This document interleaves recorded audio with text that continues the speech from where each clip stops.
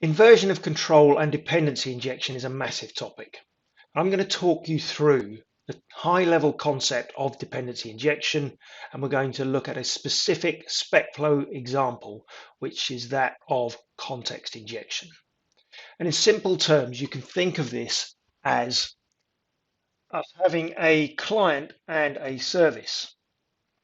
Now that client could be a step definition, could be a hook, but it requires another class that provides a context or a service. And that could be maybe a connection to an API, it could be a web driver that connects to a browser, or it could be any number of other services that a class needs to connect to.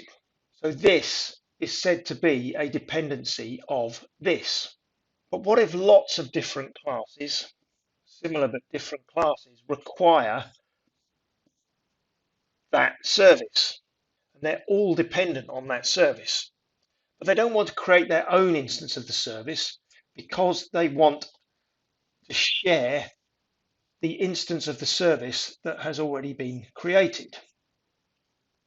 They all need access to that instance because it contains some data or some methods that they need to share across the different client services. Not only that, at runtime, you don't know which of these clients needs to create the initial instance of the service. Could be the top one, could be the middle one, could be the bottom one. So the challenge for us is how do we create the first and only one instance of that service and then share it between all the different client classes or step definition classes in the context of SpecFlow. What we need is a clever way to hand off the creation of that service to another class that is known as a dependency injector.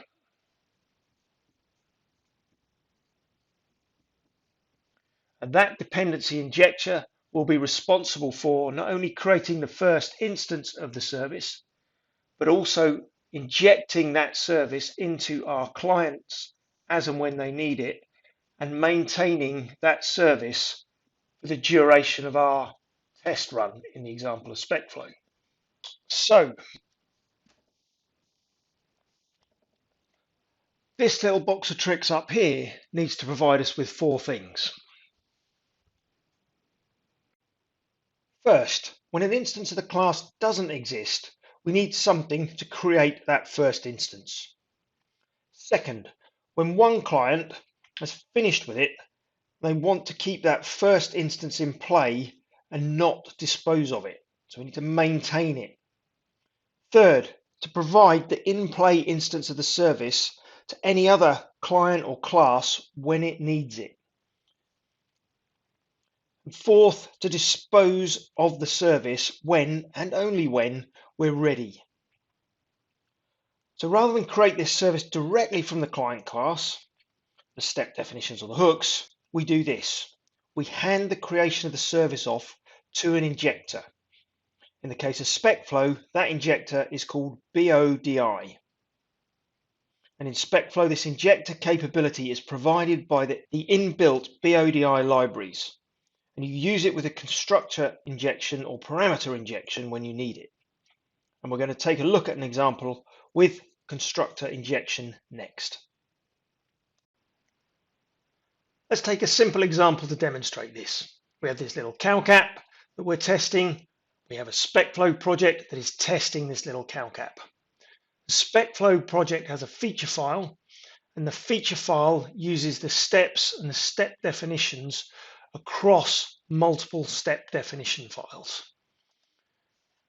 The key part here is all these three step definition files need to share a service or a context, in this case, a context that we've implemented called calc context. And all this does is store some state information during our test run.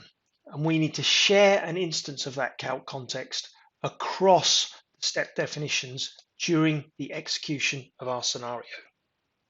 Now, the injector that allows us to share this is a library called BODI, and that comes as part of a SpecFlow dependencies in the packages when you create a project from the SpecFlow template. The BODI library included in that SpecFlow package can be used in your step definition files or the clients that need access to the dependency injection service it provides with the statement using BODI.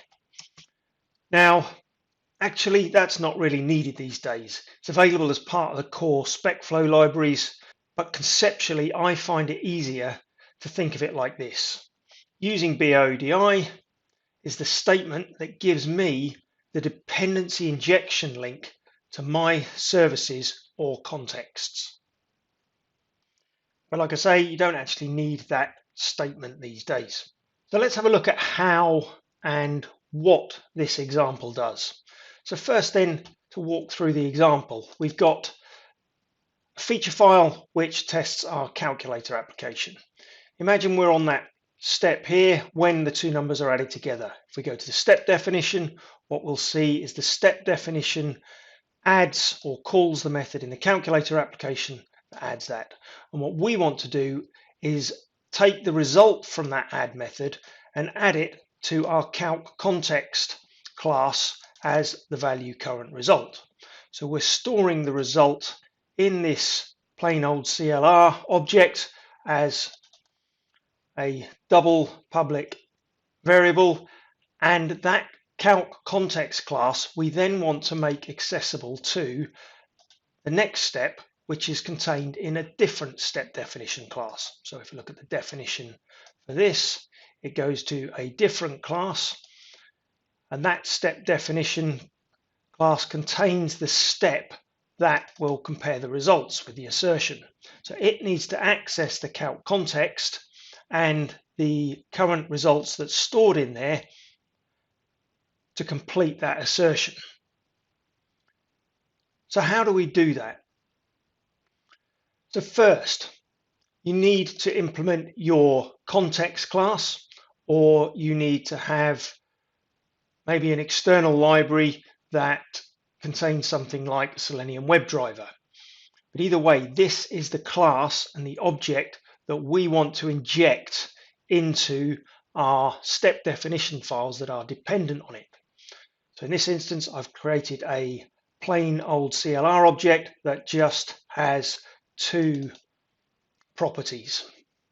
Secondly, we need to make sure we have access to the injector itself. And as I said, that is included as part of the standard SpecFlow libraries.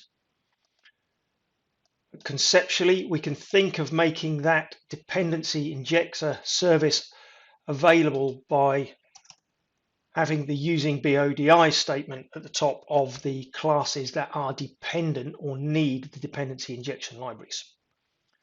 So thirdly then, how do we get those classes that are dependent on the client or the calc context in this example to use the dependency injection service?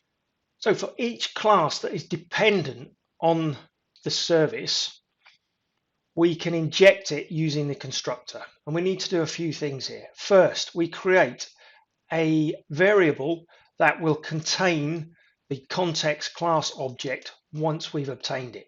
So in here, I've got a private variable that is of type calc context, and that will be stored in a variable called underscore calc context, which will make it accessible to the rest of the methods in this class. Secondly, in the constructor for the class, we have a parameter which is the calc context class. And what SpecFlow will do with the BODI parameter injection is pass that class object in to the constructor when the constructor is called. And then in the steps in the constructor itself, we take that class calc context object and we assign it to the variable that we defined for this particular instance of our step definition class. But it's this statement here, it's this parameter in the constructor that instructs SpecFlow and the dependency injection BODI libraries to go and see if an instance of calc context is already in play. If not, create that first and only instance. If it is, then pass that current calc context instance into this step definition class. And once we've done that, then we have access to that calc context class or object within our step definition file. So in this instance, when we call the add method of our calculator, this would create the first instance of calc context. And then when we come to the next step that requires that context injection, which is in another class, we have exactly the same setup. We have the field for the instance of our step definition. We have the calc context passed in as part of the constructor injection, and then we assign that to that local variable, and that gives us access to the already instantiated instance of the calc context class where we need to get the current result from. So one last thing then in terms of the terminology that you'll come across in this setup, and I kind of think of this in the following way. I think of dependency injection as being the top level generic term where we want to inject a class or an object that is a dependency for another class.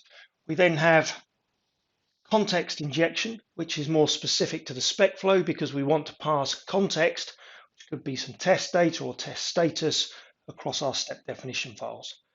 And then we have two ways to implement that. One way is with constructor injection, which we've seen, and another way is with parameter injection, which we haven't looked at in this session and we'll look at in another session.